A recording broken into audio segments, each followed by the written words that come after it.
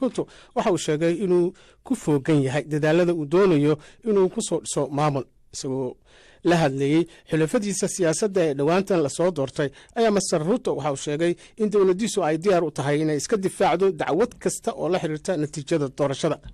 ninka ay sida weyn u lulamayeen ee Raila Odinga ayaa waxa uu tibaaxay in loolan dhanka sharciga uu qaadi doono kadib markii uu iska diiday natiijada ka soo baxday doorashada la qabtay toddobaadkii hore. Cabdifataax Ibraahim Cagayare ayaa faahfaahinta warkan inoo haya waxaanu iguna san yahay stuudiyaha.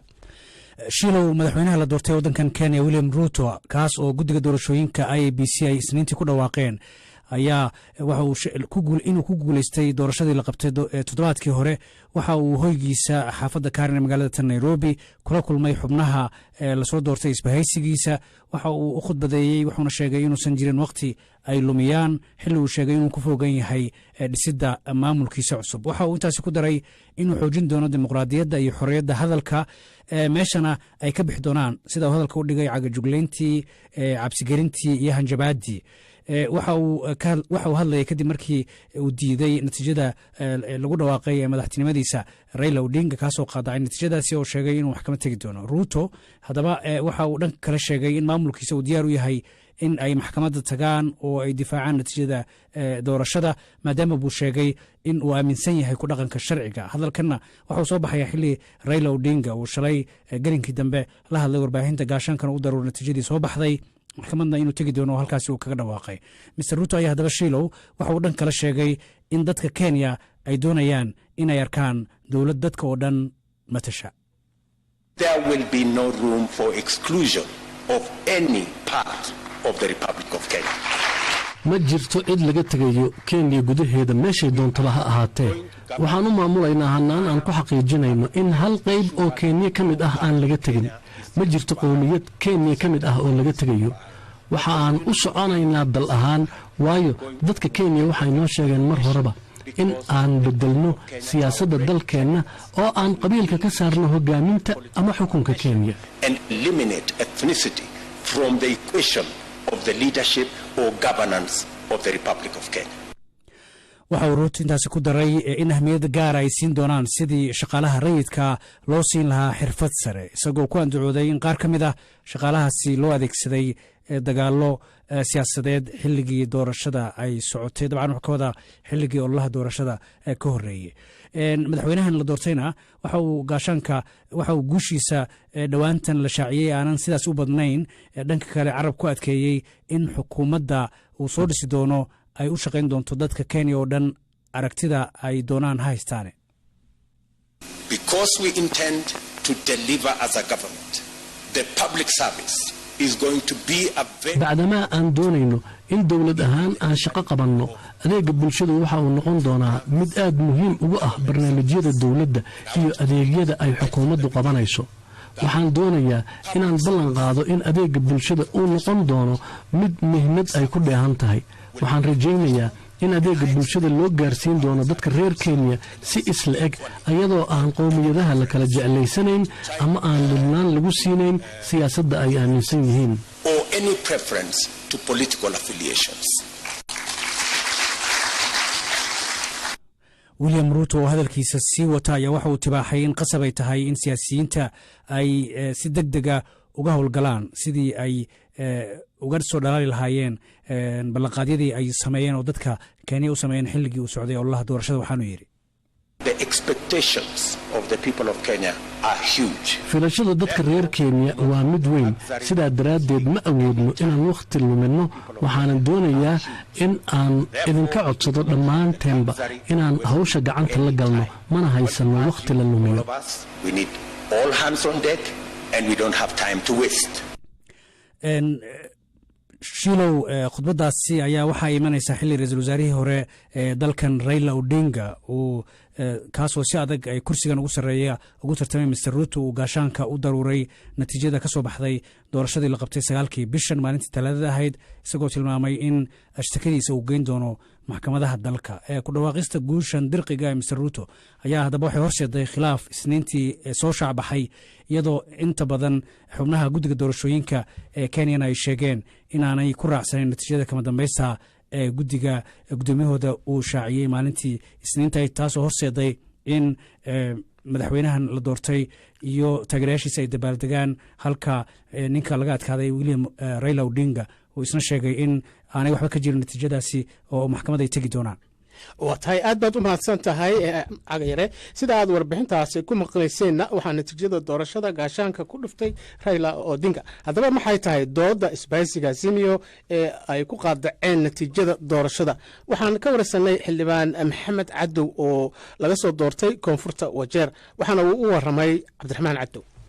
isbahaysiga azimio waxa uu go'aan ka gaaray natiijada doorashooyinka uu shaaciyey guddiga doorashooyinka, waxaana uu ku go'aan sayray natiijada uu shaaciyey guddoomiyaha xisbiga. waxaa guddoomiye u ah ninka u taagnaa xilka madaxweynenimada ee raila odinga oo rugcada siyaasadeed waddanka ka ah, wuxuuna sheegay inuusan marnaba aqbalaynin natiijadaasi. go'aan xisbiga iyo isbahaysiga guud ahaanba uu la wadaago. waan gartay. marka diidmada isbahaysigiinu maxaa keenay amaba aad farta ku fiiqaysaan? waxaana ay farta ku fiiqayaan in guddoomiyaha guddiga doorashooyinka Wafula Chebukati uu mataqaanaa ee wax uu iska marowsaday isagu guddigiisana uusan marnaba kala tashanin natiijooyinka uu shaaciyey. taasna ay qasabtay in 4 ka mid a guddiga ay isaga laftiisa ku gacan sayraan, sheegaanna in natiijadaasi aysan ahayn mid ay iyagu aaminsanayn aqbalayninna.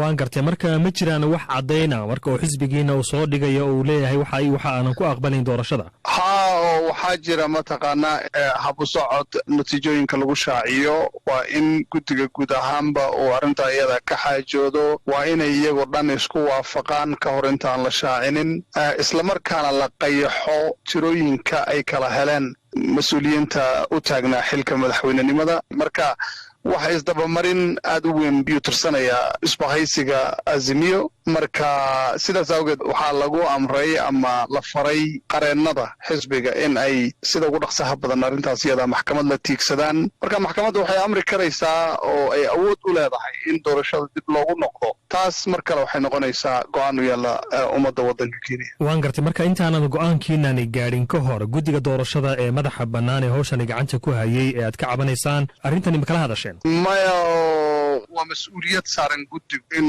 uu doorashadu si habsami ah uu maareeyo. xisbigu wuxuu aaminsan yahay in guddigu in uusan sidii la rabay wax u maaraynin. marka maamul xumadaas buuna maaragtay ku salaynaya waxa inta badan uu ka cabanay oo maxkamadda uu aaday. waan gartay. marka dabcan natiijooyinka doorashada mar walba bogga guddiga doorashooyinka ee madaxa bannaan waa lagu shaacinayey soo maaha? dee xisaabta lagu shaacinayey ma tii rasmiga ahayd baa mise waa mid malacawaal ahoo maaragtay goob kale laga keenay? ilaa hadda cid sheegi karaysa ma laha. waana su-aalaha ugu waaweyn ee xisbiga azimiya uu ilaahay hadda isweydiinayo, qareennaduna mataqaanaa lagu amray. marka waxyaaba badan oo eedayma ah oo xisbiga sheeganayaa jirto. waddanka Kenya dastuurkiisana wuxuu dhigayaa ciddii cabasho qabto inay maxkamadaha aado. waana tan la faray taageerayaasha xisbiga ama ururka isbahaysiga azimio in ay mataqaanaa inta taageerto ay amniga ilaaliyaan maadaama ay maxkamad aadayaan. inta laga dhursugayo maxkamadda iyo go'aanka ay ka gaari doonto cabashooyinka azimiyo ay soo jeedinayso.